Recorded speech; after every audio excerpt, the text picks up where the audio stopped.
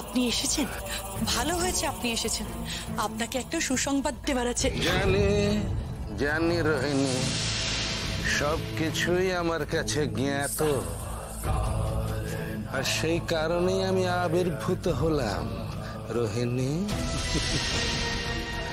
রাজকুমার বিক্রম এবং রাজকুমারী লাবণ্যের বিবাহের ফুল ফুটতে শুরু করেছে অবশেষে। প্রভু, যে অর্ধেক অর্ধেক মনে পলাশপুরে আর কুসুমপুরে রক্ষিত আছে, তাই বিবাহ সম্পূর্ণ হতে আমি ঠিক উদ্ধার করে নেব। রোহিণী, আমি শুধু তোমাকে সতর্ক করতে এসেছি, ইচ্ছেধারী নাগিন।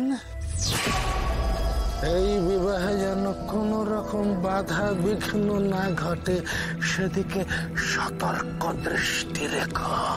রাজমাতা পদ্মাবতী যখন সম্মতি দিয়েছেন, তখন ওনার কথা নড়চড় হবে না প্রভু, আপনি নিশ্চিন্তে থাকুন। রাজমাতা পদ্মাবতী অত্যন্ত বুদ্ধিমতী।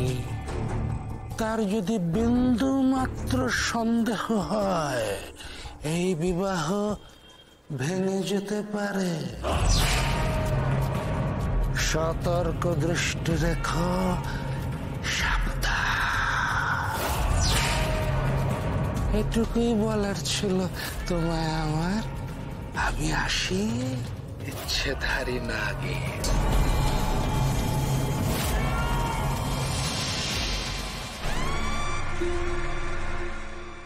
আমি বিন্দু মাত্র সন্দেহের অবকাশ রাখবো না প্রভু।